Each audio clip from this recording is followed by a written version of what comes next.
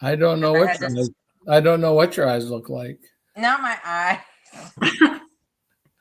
Not my eyes, you silly man. I'm talking about the picture. Is it like cockeyed? Oh, I mean, do you look like you're sitting on the Leaning Tower of Pisa? Yeah, I know. I had to charge my phone. You're fine. But if I put it this way, Oh, is that Lord. better? You made me dizzy. Hang on. You're good. Okay, that's better. I can't really see you very well, but I know you're there. I can't see my head. You can't lift your head? Yeah. It looked like I was chopping off my head. Oh, okay. Well, good evening, ladies. Oh. Hello. Get her in the frame here, dear. Oh, come on. Do I have to? Yes, you have to. Jennifer's looking like, and she's in her workout outfit, or maybe that's her pajamas. Not my pajamas. Not your pajamas, okay. No. These are called comfy clothes. The comfy pants, tank top. I live in a house that's 78 to 80 degrees at all times, and I turned off my AC in here. So you got to stay cool, especially with your bottles of water. What's the weather down there right now? It was a beautiful 80 degrees today. Nice. I went this morning to the beach for 2 hours for the first time in about 2.5 years. Nice. How far are you from the beach? You're going to laugh. I'm literally 20 minutes down the road. Oh, nice. So did some grounding. I do a lot of grounding with my feet in the sand. I laid there and meditated, and an hour and a half passed. Right. It was beautiful. Good for you. Good for Absolutely. you. Congratulations. That's exciting. That's first time in 2 years now? Yes, sir. All right. So that's not going to be the last time. No, this is going to be a Sunday ritual. I was at the beach at about, I think it was about 9:30 this morning. Okay. And I could not believe the number of people that were there. Well, they heard you were coming, so they wanted to make sure that you didn't feel alone, right? Right. Yes, but I wanted to be alone. So I walked down the beach a ways to be alone. Well, by 9:30, all the early morning shell walkers have long since gone home. Yes. And gone to their pancake donut place. Honestly, I thought most of them were going to be at church. So when I got there, I thought it would just be me. And I was like, okay, God and I are just going to chill out on the beach. And I look and I'm like, where did all these people come from? Well, you want to have the weird experience is I remember the first time I went to Oahu, Honolulu, on the big, on Oahu, Waikiki Beach, and the famous Waikiki Beach. And I was kind of disappointed because to me it was like being in Chicago on Lakeshore Drive. And two, of course, I'm up from the Midwest, so I'm there at, I don't know, 4 o'clock in the morning or 3 o'clock in the morning with all the other Midwestern people in the dark, walking on the legendary I kissed you, you kissed her on the Waikiki Beach kind of a thing, and like, oh my goodness. But you and all the other Midwesterners are there because that's your wake up time. Well, because you're sitting here and I'm. But yeah, so that's kind of a weird experience because you're not alone there at all. So, but anyway, so yeah, congratulations and that you made it to the beach. That's a big deal. Now, you say you're coming up to Orlando this weekend too. Now, when we're there. Yes, I will. I'll be leaving here at about 4 o'clock in the morning to get there around 7, so I can register. As I keep being told that there's going to be long lines, and those of us that are doing the protocol tend to wake up early. So whoever didn't handle their business Friday night, I'm going to be waiting in line with them. There you go. Well, you know what it was like when we were down there in Miami. I mean, it was like lines early and long. Yes. getting into right away. So yeah, you're right. I mean, we're there and ready to go. I mean, it's like ready to go, and the Well, vibe is so strong. Yeah, and most of you will have already been there a few days. So I'm Right. literally waking up, getting ready, getting in the car, driving 3 hours, being ready when I get there. Yeah. Hurry up and wait in line, and then start the day. Yeah. Yeah. The day before, I will have completed the Spartan race. I keep wanting to say Iron Man or Warrior Dash or mud whatever, but it's a Spartan. So that'd be kind of fun. You know, it's haven't done one of those for what, 3 years or so. Probably 3 years since I've done an obstacle race in quotes. We used to do Warrior Dashes, and the reason I did them was because nowhere did it say run. It was a Warrior Dash, and Cheryl did a couple of them. She did the Rubicon. Yeah. Did the Rubicon, and she did better on the Rubicon in some things than I did. I'll tell you that, Jennifer. I mean, she on the Rubicon, one of the things was walking on a balance beam, sawhorse, like I don't know, 4 foot above the ground, and you know, you gotta understand, she's like yay big, so that was like walking on the red carpet, and me, Mr. Belly, It's so all big, about balance. Mr. Belly's so big, I'd get up 2 steps down. But now, when we got to some of the strong body workouts, yeah, like picking up tires and throwing them, I couldn't do that. Wow. Tractor tire, big tractor tires. You take them and you flip them. You take it and flip them. That wasn't bad. That was some of those things. But there's the most difficult thing of all. I mean, it wasn't carrying the big rocks or doing the burpees or the rope flings. There was this. If you can imagine, there's tires, like probably 6 or 8 tires, and they're connected just to each other, but they weren't connected. They're connected to each other. To just the next tire. And so you had to climb.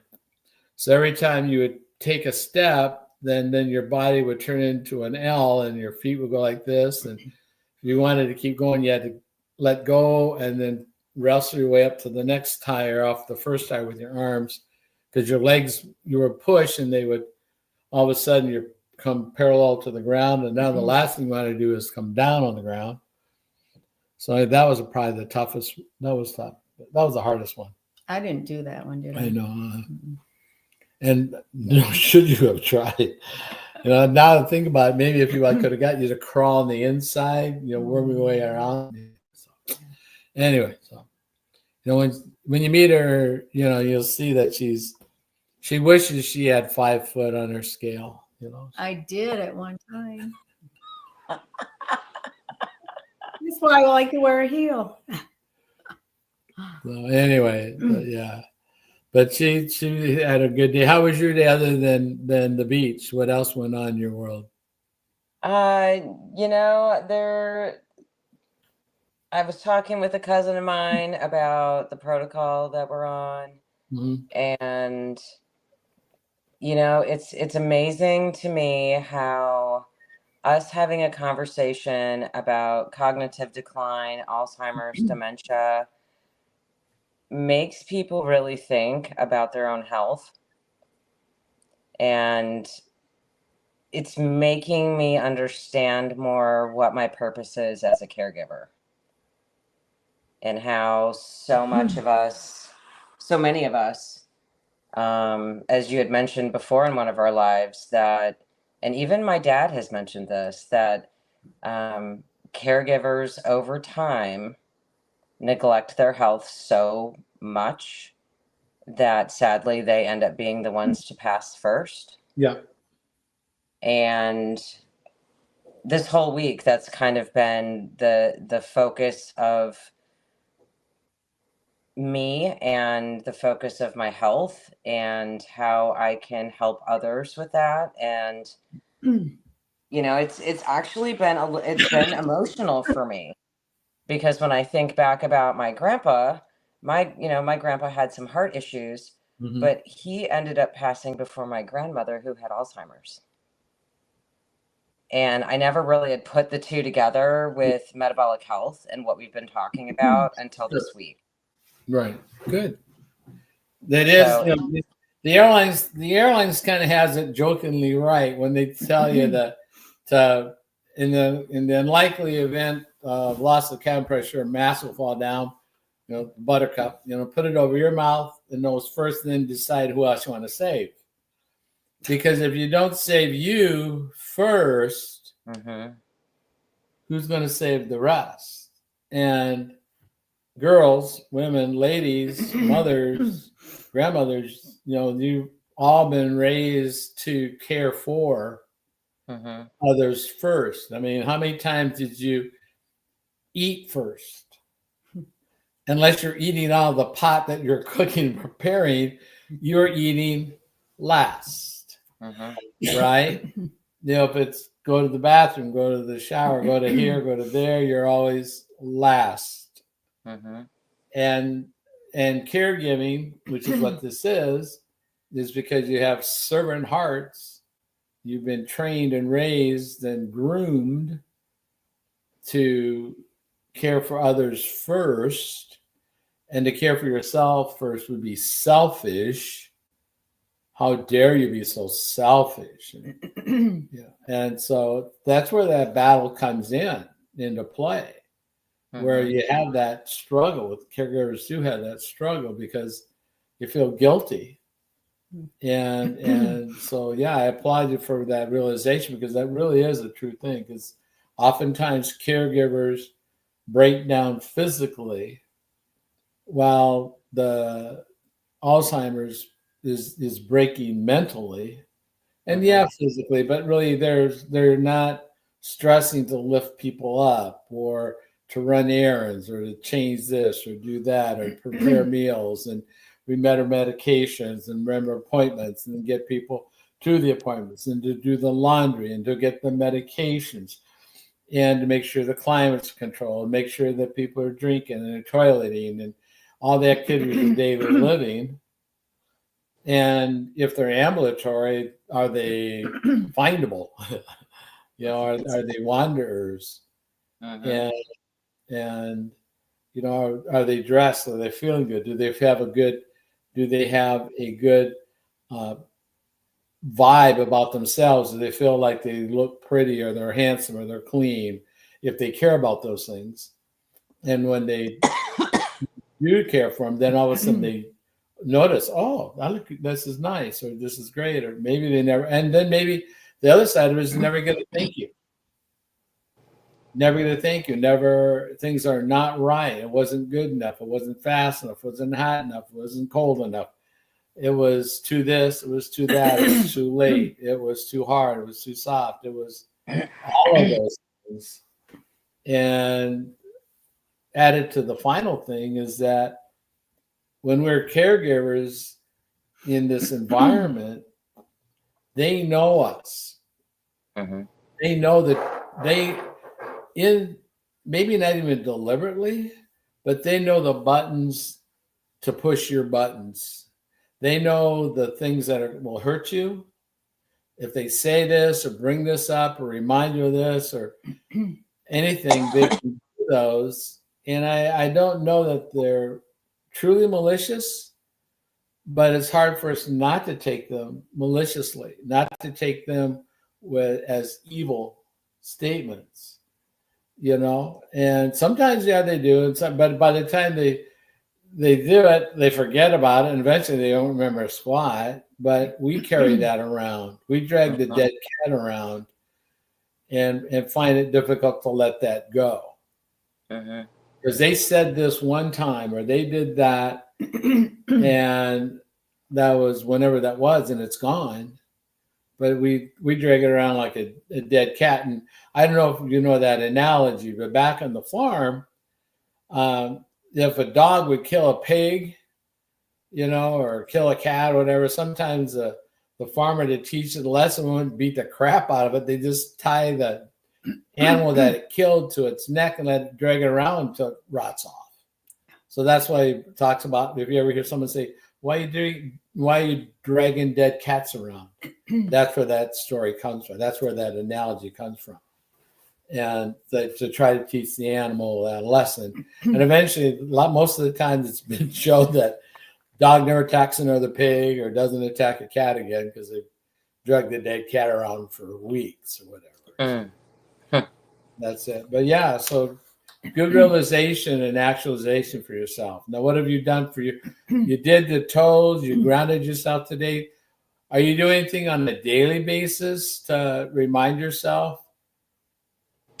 Well, since the three of us chatted last, I have changed my perception of some items.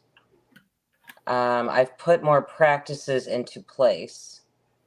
I found that after I went to the visit with my dad to the neurologist, and they said that he has cognitive decline, but that the 2 Alzheimer's meds he's on is keeping him steady. That I almost feel like he's taking it a little bit to his advantage. In the sense of he says he wants to do the dishes but doesn't. He says he wants to be in control of this or that and he doesn't.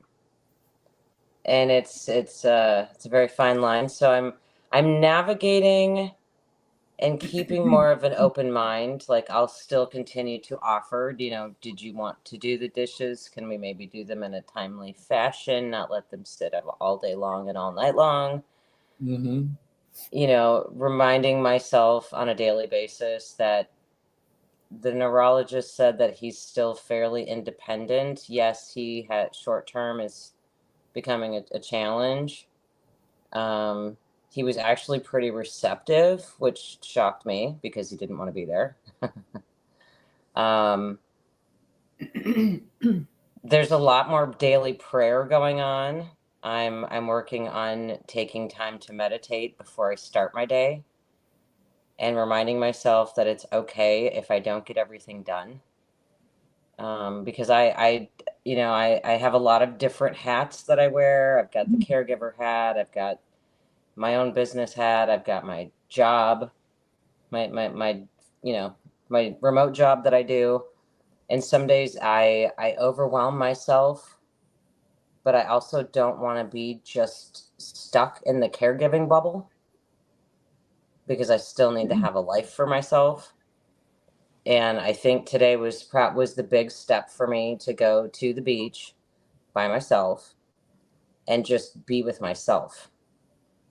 And that is definitely going to be something that I'm going to continue to do and to increase the days in which I do that a week, because I still put myself last. I run myself into the ground and forget that if I don't take care of myself first, then I can't take care of anything else. Good job, kiddo. I'm proud of you. You're doing great, didn't you? So, but it's definitely, as you guys saw and what our viewers didn't see last week or the week before, was I was over caregiving. I had a very, very emotional evening. I was triggered by some stuff, and I just could not function. And I'm proud to say that those aren't as frequent as they used to be. Yeah. And when it comes, obviously it's pretty big, as you guys saw when I talked to you on the phone. Yeah, that's fine. But I feel a little bit isolated in that because of the family dynamics that I have going on. Sure. I did share, I did get reports, the 2 reports from the neurologist that I gave to my brother. Yeah. He will do with that as he wishes. But I wanted him to at least know what was being said on, the mental health side of things. But it can be a very lonely experience for me. Yeah. Sure. Yeah. I don't know Well, if I answered your question, George. I no, kind of you went did off. great. Yeah, you are. I think we're happy to be part of your support group. We're very happy to be an outlet for you when you need us or anybody. I mean, with our protocol family, you have 20, 30, 40, 20 easily. Yeah. Right. 20 easily new people that are in your network of friends that will listen, listen more than share or correct or whatever. A lot of them are girls, so they're not insensitive mucks like me, right? But It's funny that you say that because I have been within the last 2 weeks. I've been reaching out more to our Feel Great family, and 2 of them are men outside of yourself, sir. So you would be the third. So because I live with my mom and my dad, right. I need support from both sexes, not just one. Yeah. Sure. You know, I've got Cheryl, I've got, Dr. Andrina, I've got Andrea, I've got Vicky, I've got Susan, and then Lori. I have Lori. Yes. Lori got me to go do my grounding today. Thank you, Lori. And then I've got some gentlemen also. And, it's none of you are the same age. All of you are different ages, all have different life experiences. But at the end of the day, we all have something in common. Right. And that's why I'm drawn to you guys. Each of you brings something that I need. Not to say that some of you don't have everything I need, but I get bits and pieces, and I tend to pick. No, Cheryl is my go-to girl. Okay, Cheryl gets it. Cheryl gets it on a very personal level, a different personal level than I will ever experience. So every time I hear you talk, Cheryl, I'm like, okay, I can do this. It's going to be okay. She says it's going to be okay. And I believe you, because you've already lived it. You lived it with your sister. I see it when you share. And, it makes me understand that I'm not alone. So I appreciate every time you come on here. And I know we're impeding on the nightly ritual by having calls this late, but you've actually helped me more than you would know.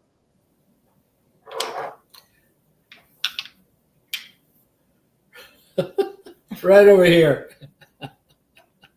Part of the ritual, right over here. Oh, I love it. I've got to work tomorrow, so. I love it. So that was the interesting report I sent you earlier tonight, wasn't it? Did you get a chance to look at that? I did. The latest that blew me away. Yeah. And what we're talking about, guys, is there's just reported, it was a neurology something, wasn't that magazine Neurology, that points out the increasing decline in mental health at younger ages. And it's increasing. And they tried to point out in this report that in this research, they tried to point out that it's more frequent and at a higher increase in, it was the American Academy of Neurology, dated November 2nd, 2025, alarming surge in memory problems among young adults. And they try to point out that if there's, due to social and economic inequality, this is their quote, play a major role in urging understanding those trends within the Alaskan Indian and the Native American Indian. And I would say that in all likelihood, when they're talking about the Native American Indian, because that's my most knowledgeable, I'm knowledgeable in that group, is because of the unemployment and really you're not looking at like the per se the Florida Indian. The Seminoles aren't structured into reservations. They get monies from the casinos. There's other nations that they're getting, individuals are getting wealth money from minerals, from petroleum, from those kinds of income, where the Lakota, the Plains Indians, got nothing. There's no tourism, there's no agriculture, there's no mining, there's no industry. And so there's severe poverty in those locations. And I could see some of that because I've lived there. I mean, alcoholism in that community is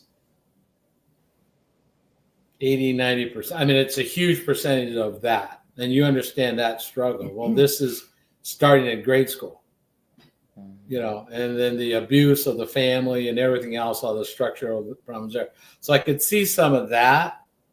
But what's really goes with all races, all economic groups. So you can say that where one could be a little bit more of a statistic than the others, there wasn't any exclusion. There wasn't any exclusion at all. And it was struggling with memory focus, decision making, thinking. Yeah. And this is out of Harvard, out of Yale, the American Academy of Neurology. And it's becoming more widespread, especially among younger adults. And so, I mean, it goes right along with several things, right? It goes right along with lifestyle. Because, how's our lifestyle changed over, well, even for Jennifer, you're like 30, but, how has it changed, for the younger? We know how it's changed for us. I mean, we're both right in the 70, 80 nut. So we've seen 7 decades of change in lifestyle behavioral transformations. We've seen 7 decades of changes in diet. We've seen 7 decades in changes of communication and social skills, of interactive skills, of physical activity, of now what they call screen time. And you can't get away from screen time anymore. It's on your wrist. It's in your hand. You get in a car and it's already right there. You're not. People don't think about directions anymore. They tell whatever their car is to give me the directions to go someplace, so they don't even have to remember. I mean, your dad knows, or grandpa knew how many stop signs it was to get to wherever it was that was going to go. Those landmarks. He had learned navigational skills that way. And we have people that don't have that skill anymore. You get into an Uber in like a small city like Las Vegas. I say it's a small city because it is, and all the streets are pretty well square and named. And if you've been there any period of time, you know the difference between Harmon and Desert. You know the difference between Maryland and the Drive. You know the difference in that. But to get in and have an Uber guy that has to have every little street figured out, I'm going like, dude, how long have you been here? Like a week? I can get you down every alley in town from what I remember for over the 7 decades. So it's really interesting how this is going to play out in our mental as this continues, because there's no on here in this report. There was no indication of any kind of decline, of any kind of reversal. It's a trend that's growing. and growing to the younger. And if you're younger when you get these kinds of difficulties, that means you're going to be younger as you get to the next steps. I think it has to do a lot with diet. Really. I mean, we had dinner at home. It was a social event. Well, yeah. And when my kids were growing up, we had dinner. We sat down to dinner. Well, with 2 incomes needed nowadays, that's not happening. And fast food's on the rampant. Yeah. I know for me growing up, you always had, mom always made the dinners.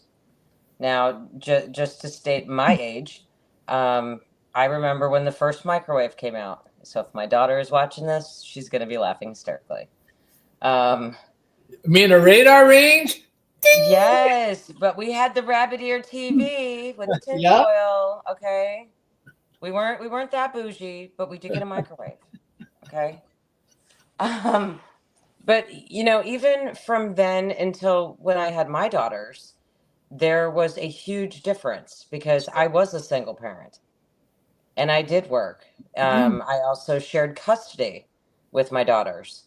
And if you're running late, you overslept, you don't have a constant routine. The routine's always shifting, Right. grabbing fast food, grabbing takeout, not making it at home. Right.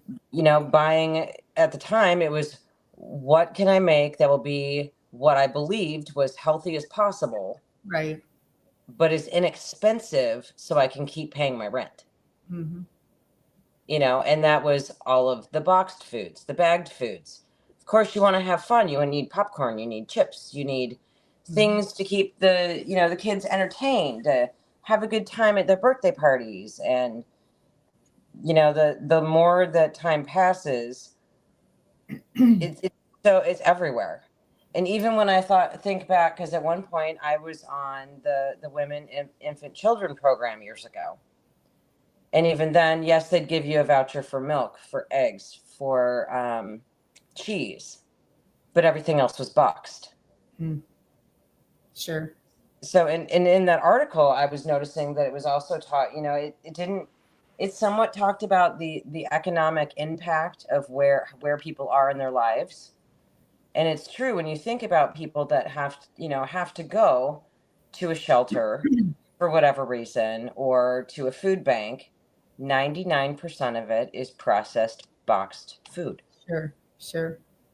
Because it lasts longer, it's less expensive, Right. and people are willing to give that up rather than going and purchasing fresh fruits and vegetables and saying each person that comes in gets the healthy, non-processed food. Yeah. So it's really it's a shift that needs to happen, but we're also trained that the quick, easy, cheap will keep us going. Right. And cheap is becoming a kind of a loose term, I think, because right? I mean, how much is a breakfast sandwich at Burger King or Hardee's or McDonald's? I mean, it's dollars. I mean, it's not $1. You don't get change back from your dollar. You get change back from your 10, maybe 5. I don't know. I mean, you probably don't even get change back from a 5. Probably not. I don't know. But yeah, you're right. I mean, how many times do people drive through? Because again, that becomes a habit. And they maybe drive through and then they bring it home. And then eat it at home, whether it's pizza, which is a fast one, right? Just you call, you order, you pick it up, you go home, you eat it. We could make it and have to wait another 10 minutes, 15 minutes. I don't know. I mean, I get it. I understand it. It just boggles my mind. I mean, how much does it cost to take a family of 4 to McDonald's or Hardee's? I mean, it's like Probably $30. probably $30. Yeah. I mean, $5-6 each, right? That'd be a pretty fair estimate, I would guess. And it's kind of, again, I'm old, right? Quote old.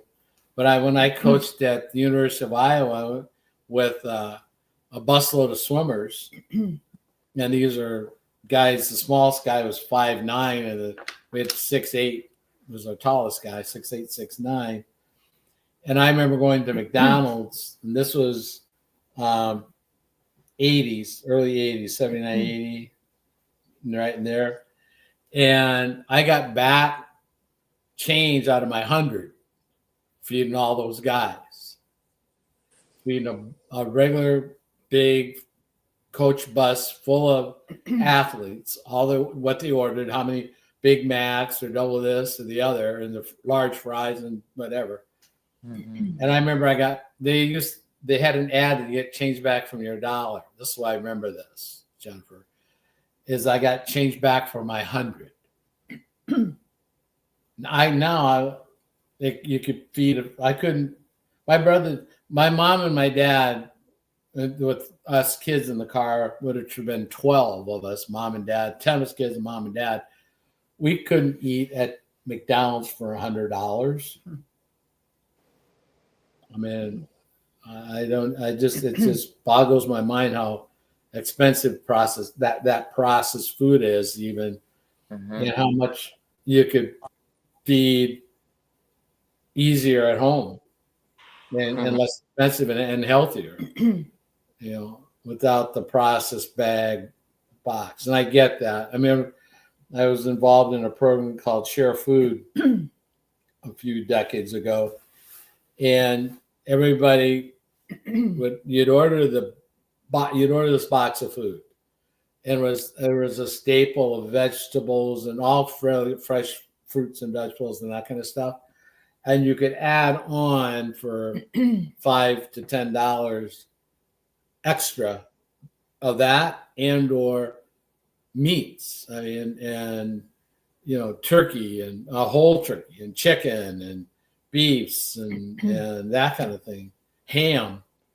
You could order extra, pay a little bit more, and get all of that on top of it. And that was a once a month kind of a subscription thing that people could do. It was called Share Food, and that was a great program. Kind of like a food pantry, but it was kind of a participative food pantry. And a lot of times people would buy boxes to be given to people as gifts. If they knew someone was in need, and someone would buy 2, 3, 4, 5, 10 boxes for a gift. I remember I always did it for everybody in the choir at Thanksgiving and Christmas, because they all needed it. They all needed food and whatever. So we would do that. So I get that. So was that the pea? She found the pea. Oh, okay. Story. We have no idea what you're saying, George, or why you're saying. You tell the story. So we had dinner tonight, right? We had dinner tonight. We had our fiber. We had our fiber first. We had our fiber, and it was the orange flavor. I think you had an orange fiber, and then we had our dinner. And our dinner was asparagus that was roasted, and peas that were steamed, and a sweet potato, a potato, and meatloaf. And she made the meatloaf. It wasn't bought, whatever. So that was our dinner. And so we were done, and I'm moving stuff from large container serving to smaller containers, and I was in charge of the peas. And I go, oh, one fella, I know it did. So we looked, and we had the lights on, and we're looking all over the place trying to see where the heck, where is that? We couldn't find it. Well, I know we'd step on it eventually, right? Well, she just saw it. She just saw it. And that's the story of the pea. So, anyways, That's the story of the bee. The escaped convict. It didn't get smushed, and here it is, and it's fresh. You know, it's not. It's kind of shrunk. That's a little shrunk now, but it's not like it's week old and feel like stepping on a Lego or anything like that. Oh my goodness. So, but yeah, so you know, the whole thing about everything. See that memory? We knew it was here. Now where is it? Now it wasn't like walking in the room trying to find our keys. Right. You know, like what or why did I come into this room? Oh yeah. It's like, you know, George, I love that does not happen to me anymore. I love it. I love it. And sadly, you know, it happens to my parents often, but I have those fleeting moments of, I know why I'm here. I know why I came into this room, and I acknowledge it to myself because it is such a big deal. It is. This morning I went out. This morning here in Central Illinois, it was 31 degrees. You know, so like I don't know when they're going to fall back or jump forward to bring in the warmer temperatures. I think it's like daylight saving time. Probably May. Yeah, daylight saving time just started and the temperatures fell. The clock goes backwards and the temperature goes too. Like, wait, stop. Bring back the time. We'll take the temperature. Come on. Anyway. Is that why everyone I talk to looks so bundled up as I sit in tank tops? Yes. It was 31 freaking degrees. Now, not that we were outside. I was. Well, not this eventually, morning. yeah. But I went outside. So I went outside. I went out and did a project before I went to Mass. Mm-hmm. Yeah, about in a town 20 miles away or so. And so I had my gloves and everything on, my notebook and whatever. I did the project and left. And I was 10 miles down the road. I go like, my gloves. Oh man. I text her. I go, I left my gloves at the project. I got to turn around. So I went back and walked in the store, and the girl looked at me and go, why are you here? And I go, my gloves. Oh, and my notebook. I didn't even remember that I left my notebook. I didn't care about my notebook. I care about these gloves. My brother Tom bought them, and that'll be visiting here. Yeah, when we come off the cruise, bought me a great jacket and gloves and a scarf. I think I modeled it for you once from Argentina. Mm. And I was, and another day those gloves maybe are fine. Who cares? And no, not those gloves. I want them back. So it was worth the time in that. But so yeah, I mean it happens. Like where's my phone? Can you find my Alexa? Find my phone. I haven't mastered that yet. I'm just gonna. Oh gosh. I just will track it down until I know that it's got it. But it's, where's my phone? Oh, it's in your hand. Oh yeah, it's in my hand. Okay, fine. So you get those things to look forward to, young lady. No thanks. I don't have time for that. No, thank you. Yeah, I remember Kelly one day. He couldn't find his phone, and he was holding it. Like, where's? It's in your hand. Oh yeah, I got it. Okay. So it's real, folks. I mean, we admit it. I mean, like, where did I? Did I? And what happened? But yeah, I mean, it's there, guys. It's a normal process, but unfortunately, it's not necessarily. I mean, think how bad it was for me a year ago. A year ago, I left my house, drove one house down to the stop sign. That's how far my house is from the stop. I got one neighbor and the stop sign. Mm-hmm. I did that trip 5 times.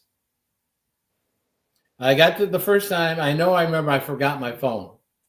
That's the first thing you remember that you forgot is your phone. Mm-hmm. Okay, can't be your keys because you're in the car. So you might have lost your keys before. Like, where did I put my keys? So the keys always go up on this one hook. But I was at the stop sign. Oh, where's my phone? So go back and get the phone. At the stop sign. Oh, where's my briefcase or whatever? So I made 5 trips before I could get out of town. That was before I found the protocol. That was before October when my blood message, I was bad. I got really bad. Yeah, I was really one lost puppy as my hair was falling out and vision was going all kinds of blurry, wonky. Blood pressure was just stupid. Vision was gone. Acne, bleeding gums, toe fungus, skin tags. I look like a hydra. I mean, it was a mess. So that's a real situations, and they are recoverable because I have, and I mean, that's really part of what this protocol does. It helps us out with all these things, and it makes a caregiver have more energy, a caregiver have more clarity. Absolutely. Makes it easier to function through a day, and and you're down inches over all your body. I mean, you're aging in reverse. I love when you say that, George. You can always say that to me. I had one of our friends didn't know my age in our community and had said, well, you're 30. You don't, you're not as old as me. And I was like, I am not 30. Where did you get that number from? I said, you got to add 20 to that. Probably got it from George. And his response was, why would you age yourself? I said, because I'm proud to be 50. I'm proud to say that I found a system that can make me feel like I'm 30. And the only side effect that I have found for myself is that I have to go buy new clothes.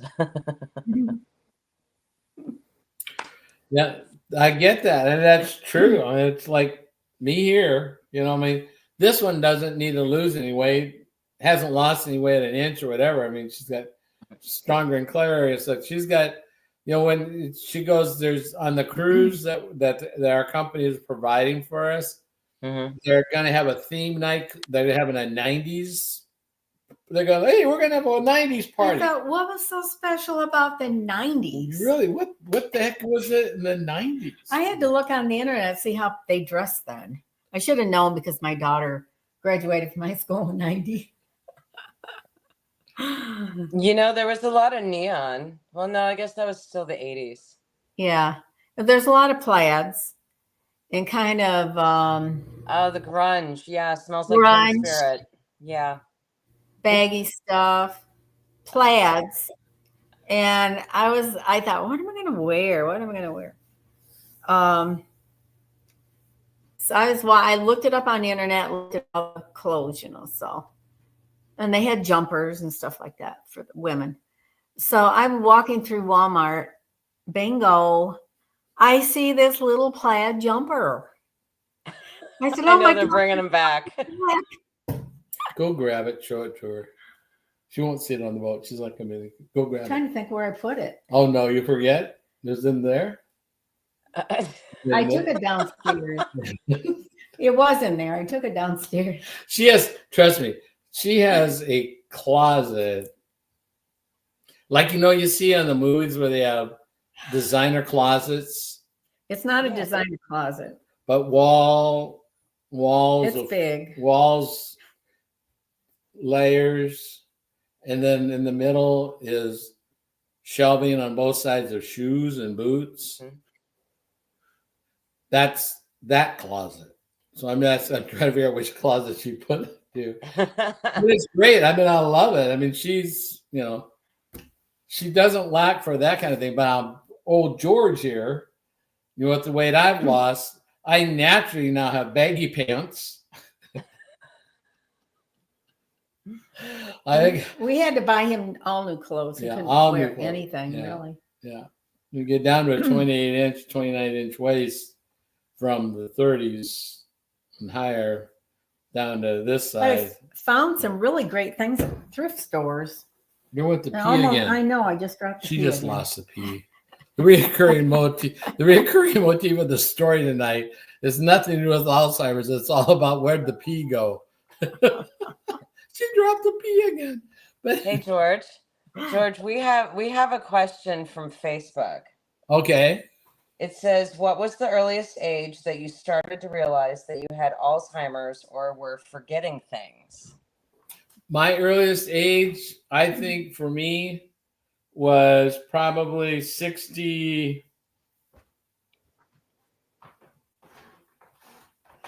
maybe 64, 5, somewhere in there, 64, 65, probably. I remember him asking me, Cause I'm 70, I'll turn 74 on the 9th. on the 9th. Maybe I was in, what do you remember? Well, we've been together since 2016, and it was after that. Yeah.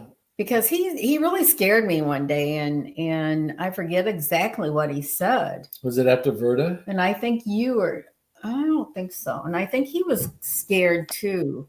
I don't remember. Because 2019 was what 29. So in 24 is when I had the 834, 18.1. In 2019 April, I had over 500 and 14.3. So I don't remember, but it's been since we've been together. And so within the last 9 years, and what do you remember? I forget what you said to me, and it was like if he thought he had it or something, he would just like leave out of my life. Not in so many words, but kind of let me know that. But yeah. George, can you explain the numbers you were talking about?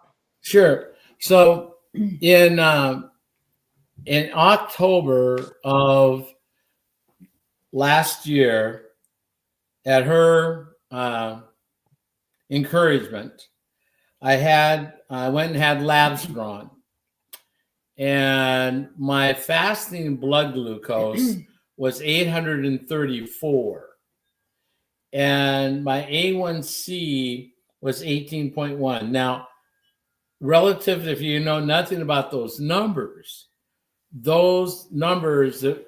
people if they get 500 or more, people go into comas, cardiac arrests. They're already at organ failure numbers.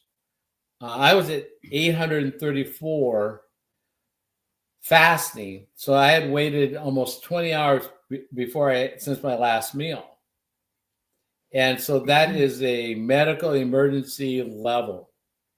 And at 18.1, that's a measurement of a 90-day average of how much sugar is glued against your blood cells. It's HbA1c. So that's where I got the name maple syrup, because I didn't have blood going through my veins. I had syrup. That's very bad. And so I'm blessed that I'm alive. There are people that get to 500 and die, 600, 700. They're in comas. There's some famous people, celebrities, if you will, that got to 600, they had 600 numbers and were in comas. One of the people we met in Miami was almost 900, and he spent 5 days in a coma, intensive care, and strokes, and he's recovering. But I was blessed. What happened was, because I had personal experience in 2019, where I refused to really take any diabetic medications. I had found an unsustainable protocol that helped me count and weigh my foods and I became normal in blood sugar, fasting blood sugar at 90, fasting under 100, measuring your blood sugar would be under 100, and your A1C should be under 6. Those would be quote normals. Now, when you eat, it's going to go up, but it comes down when you're controlled. Some people try to do it with medications. They may or may not be successful with that. So when I first got diagnosed, I refused to even consider blood sugar as why I couldn't read highway signs, the big highway signs above you when you're driving. Mm-hmm. I refused to believe that. Then my blurry vision, and I had no idea about skin tags and hair falling out or anything else. But I just knew I couldn't see. That was one thing I knew was abnormal, because everything else just kind of slowly evolves. The process evolves. When you start going skin tags, that is your body screaming. There's chaos on the inside. Mm-hmm. You start growing. You start bruising. You start being inflamed. Well, for me, I knew that my vision being not right was not normal. So at that time, I referred to Dr. Google. And Dr. Google kept coming back saying, blood sugar, blood sugar. There's no way in yesterday and tomorrow blood sugar, because there's nobody on my family that I knew of on the Filipino side or the American side that had diabetes of any kind. And so finally I pricked my finger with one of those kits, and it said hi, not hello, hi. It said hi. In other words, it couldn't read it. So that's what that was. But then he found out he had cataracts, but that was probably cause of that. Yeah, eventually, yeah. That was in October. That in 2019 was another deal. George, our Facebook person has another question. Sure. What do you suggest they do if their mother, who is stubborn, and she has Alzheimer's and refuses to take any extra help? Oh, let's see. So, I mean, how far are we down on the street? How far are we on the street? The first step would be to verify with a neurologist that it actually is Alzheimer's. Right. Yeah. Because it could be a misdiagnosis liver. There could be hormonal differences. There could be stress things. There's probably easily a dozen things that could be the cause of what be not yet confirmed as Alzheimer's. Mm-hmm. Right? How old is she? Joy, can you tell us how old she is?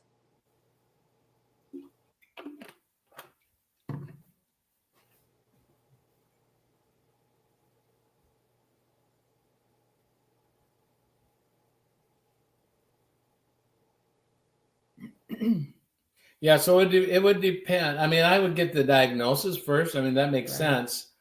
But also for that, it's not Alzheimer's is a thing and it can be, and we have seen and done lots more research, haven't we, on that it is reversible. And I think, and what you learned, Jennifer, too, with your dad, is that once the professional says this, now it's different than one of us kids or a brother or sister or a friend saying this. We've noticed it. We've seen the changes. Now, when the professional says it, especially if they're older, people in their 60s and higher, will have a tendency to follow and respect that old chain of command. Yep. Yeah, if a doc says it, okay, then I'll do it. Now, if a doc tells me something, I'm gonna do the opposite. But that's just me half the time. But most are gonna do what? They're gonna say, okay, now what do we need to do? Just like you you had with your dad, and you have the script, and you shared it with the rest of your family, so they know, and what they do with that information is up to them, right? I mean, when your sister was diagnosed, you immediately know what was going on and things, but you also now had that after all the tests and things that nothing else was rule outable.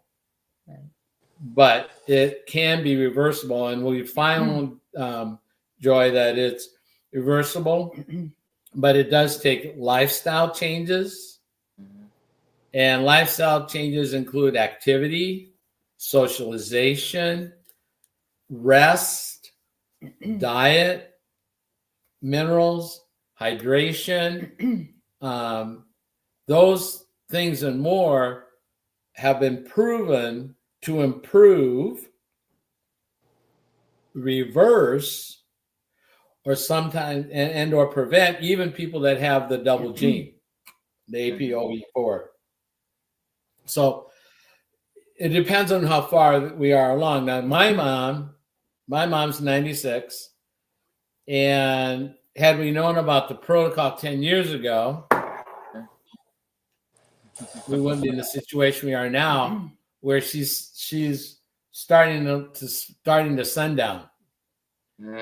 She's getting she's at morning agitation. She's better in the evenings, but and then she broke her thumb somehow or other. So now she's a whole nother level of pain.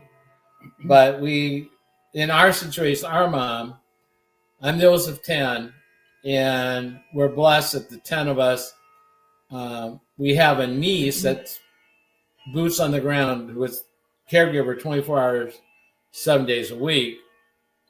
But we are also have respite that comes in twice a week to help her. And then we now have hospice that comes in, and now they've become more active. And of the 10 of us, one sibling is about 20, 30 minutes away. And now where I'm at, it's 90 minutes away. Well, actually, say 90 minutes, hour and a half away. And other times I'm only a half an hour away. But we're here, and the rest of us are spread out from Hawaii to Alaska to Florida to California, where we all work in the center universe and are tuned in. So that we have a very strong network like that and support. But the thing is that it's down the road where we cannot reverse it because we're past that point. And even when they get to this point, even people, here's where the issue comes in. As they get to where we're at now, they forget how to swallow. Do you know where she is on the fast scale? She's right now, I know she's eating, so we're good there. But it took about 15 minutes. I just a report I got. She hasn't heard this. About 15 minutes for her to remember how to eat, swallow. So we'll see how we are tomorrow. But we're blessed. We have the amount of care and boots on the ground, if you will, to assist that. But yeah, no, I guess so. She's saying 9 years ago, and I would guess so, because that's always been kind of a concern, because that was a normal kind of a flow. And I've seen in our family, my grandfather lived to 88, my mom's dad. And so that was kind of a concern. My father didn't have that at all. I'm older than my dad when he passed away, but he died of adenocarcinoma, which is a lung. And we originally blamed it on secondhand smoke, because in the clinic, a lot of the doctors and nurses smoked back in those days. But my dad was maybe I don't know, 120 pounds.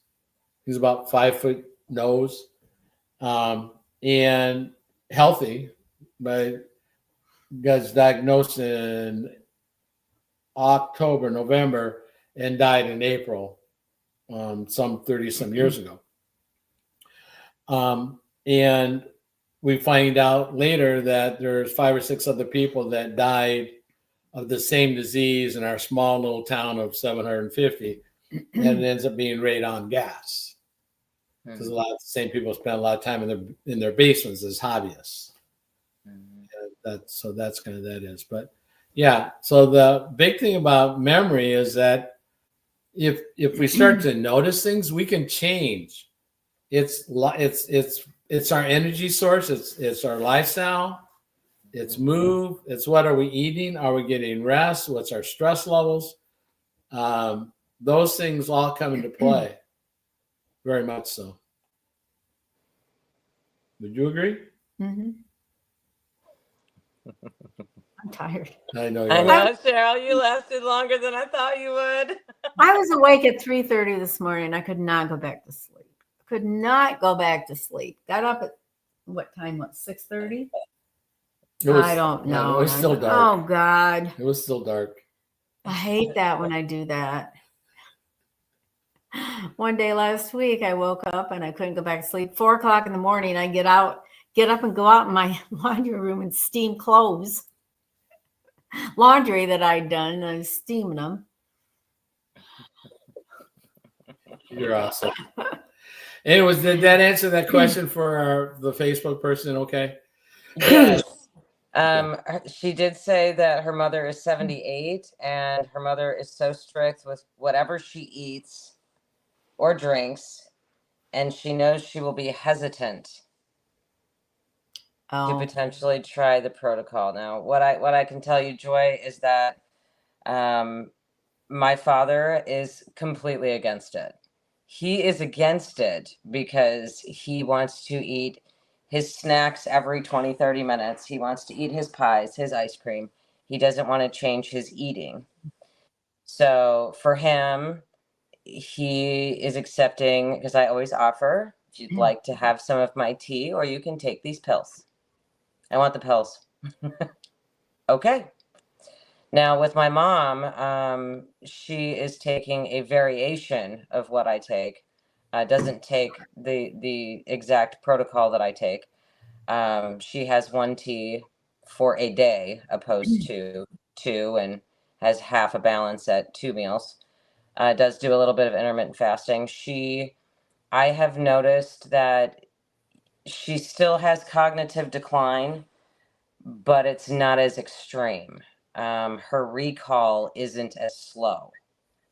So I would say even, offering it to your mom to try it with you, if that was something you were interested in, that's what got my mom to try it. She noticed that I wasn't forgetting things of why I was walking into a room. So, I've seen improvement on that front.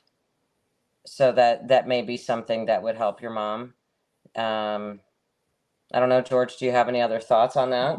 I think that's good. And then I think too, we've all agreed that getting a diagnosis, and then, if we're in the room, well, potentially it depends on the knowledge of the personnel that's giving the advice, is that if they're progressive and understand that, with diet, with changes in diet, it could be a group question. Is there any lifestyle things that we could do to help improve and throw out potential diet, exercise, socialization, sleep? So that if they don't have that, be ready and be armed to ask that question and give them a variety, because that's in essence what you're looking for, is to change the energy source. We're looking to change the energy source, and that, of course, is what we eat and drink. And if we can get a little bit of that, get the expert to give us a little bit of latitude, given like those things could help. Now you have, well, he said it could help. and just leave it at that. So you're not even know exactly what that did that caused that, like, oh yeah, good. Okay. So that's how I would play that out. But first off, you need to, if you haven't gotten a diagnosis, then I would get that. I would get that for sure. Then you can build on baby steps, if you will, because you already know if she's strict about what she eats, great. What is it? How often is it?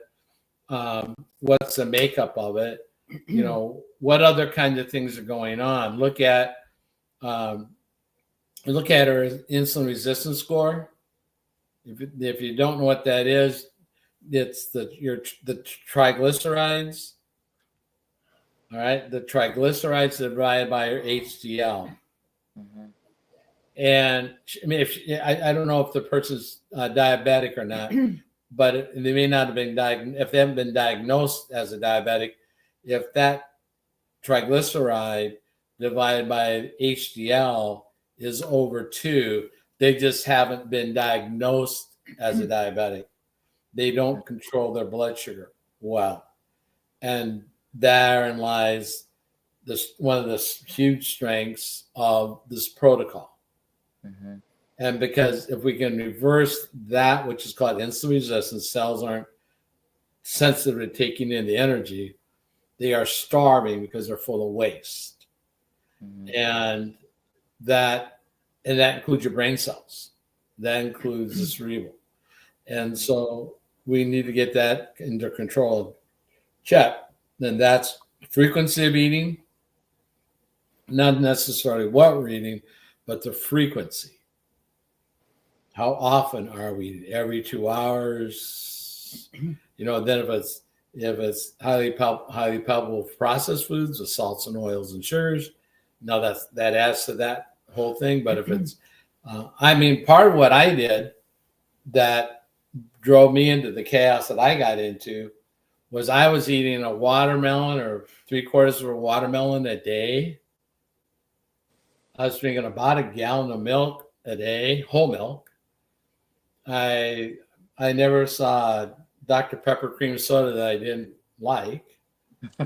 I had a club membership to a bakery place, and every 4 hours I could go get another cup of diabetes. And, you know, paid once for the whole month. Cool. So it's free. I was there and I always knew where they were. And, you know, I mean, Butterfingers, they're good. I love Butterfingers, right? And grapes, love grapes. But watermelon, yeah, watermelon. You know, some kinds of donuts are always good. Yeah. I mean, food got me into this mess, but food got me out of this mess. And that's how that's how I confidently walked out of the office with numbers that I should have been in the emergency room with.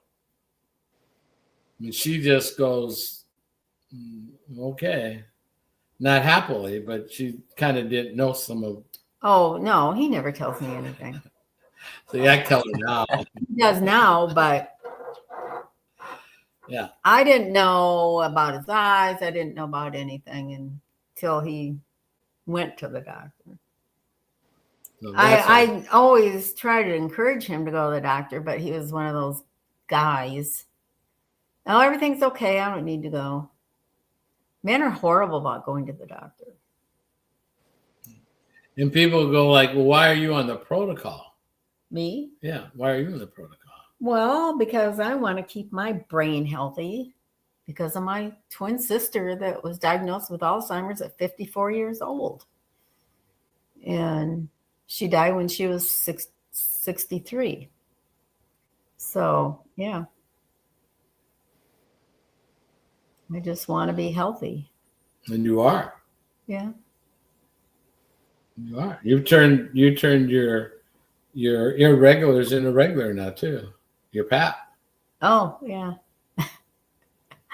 I had well, Jen knows this, but I had a hysterectomy in 2016, and it wasn't because I had cancer. It was just preventative because my Pap tests weren't showing up good.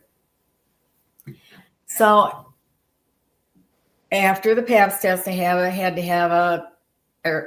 the surgery, I had to have a Pap test 6 months later, and it still wasn't good. Every 6 months since then, I've been having Pap tests. And I thought, whoa, when I have this hysterectomy, I don't have to go through this anymore. I'm a pro, I don't know.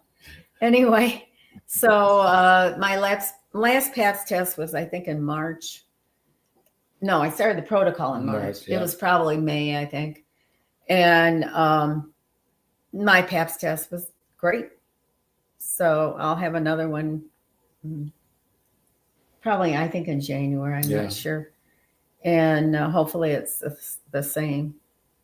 So. Cool. We love it. Well, you go to bed. You're tired. I'm going to. Good night. See you, Jen. See you. Bye, honey. Nice to see you. See you next weekend or this coming weekend. Yes, ma'am. I'll see you on Saturday. Yeah, I'm trying to pack, and I'm just, I hate packing. You'll get it done. Oh, I know. Fantastic. I have to. Yeah, she'll go. The deal is she'll go from four suitcases to 2. You know. Oh, well, the first time he traveled with me, he found out. He thought I was going to bring a duffel bag like him. No way. No way. What? Now he just goes along with it. Don't you, honey? Yes, I do. Although I do make her carry her own luggage. Yeah, he does. So, well, she has to roll her big bag. I'll schlep some of this stuff, but yeah, she's gotten better. I mean, the girl that has to do everything and takes about an hour, 2 hours to make herself all up in the morning did go whitewater rafting on the Grand Canyon, or not up in the Moab. And with no makeup, no hair, no showers. That was a stretch. How many days? 3, 4? No, it was actually a 5-day trip. Yeah. And survived to tell about it. Yeah, I don't know how. Men don't understand us women, do they? Anyway, so yeah, okay. Good night. Good night. So I'm glad you had a good week, kiddo. I'm glad you got some grounding then. That's pretty awesome. I did. I really needed to have that time to recenter myself, to meditate. And it didn't matter what was going on around me while I was there at the beach. It was just me. Good. I wasn't administering medications. I wasn't worried about anything. I took the time for me, and it was amazing. Like, I'm looking forward till next Sunday when I can take my couple hours. When was the last time that you can recall that you had that much time to yourself, that you could remember that experience where you had that calmness? Well, over 3 years ago. Okay. And I will say, since I started the protocol and taking back my health, that it's not to say that I still don't have stress, but my anxiety and depression of the situation I'm living in is not controlling me anymore. You know, I do the best I can. I am not perfect by any means. The house is not looking like a museum. But we are all thriving to the best of our ability. You know, we're eating, we're showering, we're taking care of our daily needs.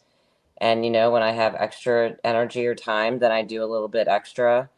But, you know, it's continuing to reach out to my support systems, to let more people know the situation that I'm in, you know, because everybody brings some piece of experience from their lives, which in turn are helping me.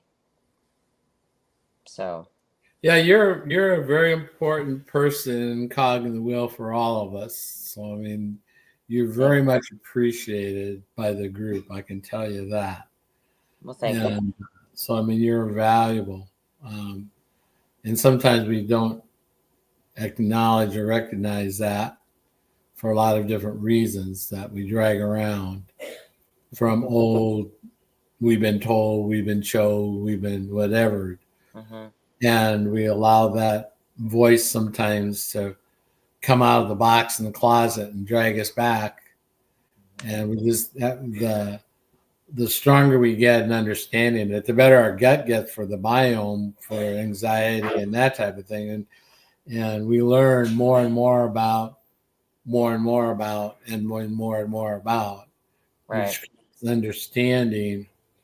And the blessing is that being open to unlearn, to relearn, and then apply is really unique, because that isn't a normal pattern for most people. And it is enlightening, and it is lifting, and it is strengthening of the inside out. Exactly correct. 100% with that. So, yeah, I'm so excited for you. You're doing great. I mean, we're proud of you. We're very proud of you and how you continue to grow.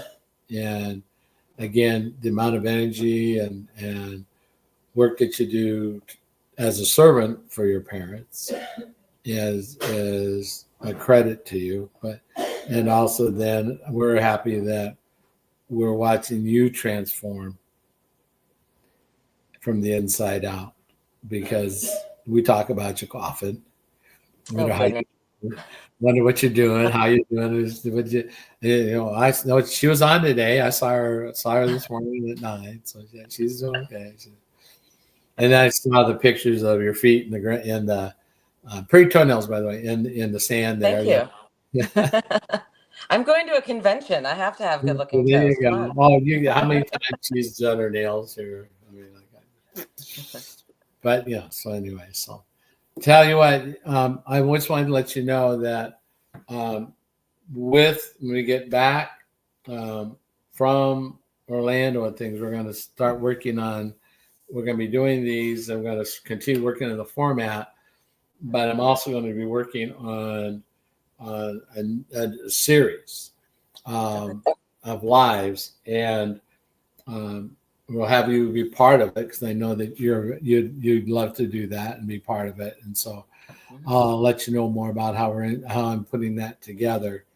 I'm excited about it, because I'm actually going to create a show and have it on twice a day, 7 days a week. But like the Sunday show will be just this show. It won't be the other show, but it'll be tied together as we build our audiences and across the platforms with an actual format. So if you can, while we're chatting, I'll just let you know that. Tell me what you think about this, or don't think, and tell me tomorrow. But one of the monikers I coined in 2019 was "Food got me into," and of course it was shit, but food got me into this mess, and food will get me out. And so I'm going to make my lives in 2 sections. So the food got me into this mess, so it'll be talking about my story, and then like spin a wheel for today's topic, and whatever that topic is, that's the how, the why, and the what of whatever that topic is, and another part, and then that'll be the end of that first half of the show. And then the second half will be, and food got me out of this mess. And then now we're going to talk about the science geek portion, taking the complex and moving it to a 4-year-old level, 4th grade level. Then have a guest, 1 or 2 guests talking about their success story in kind of a talk show questionnaire, just on as a guest and not. And then the last segment will be the tips and how to fix what we talked about. the show. So every show will have, different segments on purpose, and it won't be.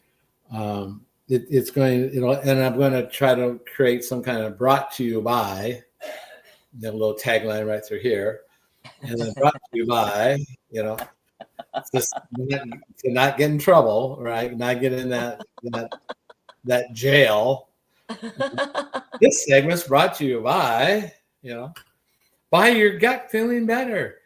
Would you like to have balance in your life? Yes, you could have balance in your life. Dude, you're gonna have commercials. I love it. Yeah, just have little commercials in between segments. The following was brought, and then our next show will be this. Mm-hmm. Tune in for the next show, and we're looking for our next guest. Tune in for our guest tomorrow's show, or it's the night show, because I'm gonna have 2 different in a day. Maybe 3, but then I'm going to do one day on one special. On Wednesday, I'll have a cooking show. That noon cooking show, the Kickstart, Who Brought Me the blah, blah, blah cooking show, as well as the morning and evening show. And then on our Alzheimer's conversation, that'll be the Sunday night show. Okay. And I was gonna have my niece, who's also a caregiver, on the show tonight, but we're having that situation, so that may not happen. But she was just invited this last week to give a talk to a Alzheimer's care group, a big event, and she was one of the keynote speakers on being a caregiver. Fantastic. And that she was invited by way of the hospice people and that kind of stuff to do that. So I understand the value. Trust me, I really, and I try to rain that praise on you with truth. Because if you weren't, I wouldn't tell you that. I would be. I guarantee if you were a putz, I wouldn't be talking to you. But also, I would give you. I only got to give you the truth, right? I mean, that's all I got. And so, but that's kind of what I'm looking at it as a format upcoming. And okay. So think about that. The ideas I'm appreciative, but that's kind of how I'm evolving this whole thing to get to try to get us to be able to help more people. Okay, sounds good. All right. All right. Anything else on the day for me? No, I don't see any more questions that need to be answered at this time. So awesome. I think that's a wrap. All right. And I think it's 10:30. Yes, sir. It is 10:30 where I am, and I've got to be up at 6. So yeah. Time for the great pumpkin. My pumpkin time expired 30 ago. There you but, go. There you go. All right. Good night, kiddo. Good night. Great job.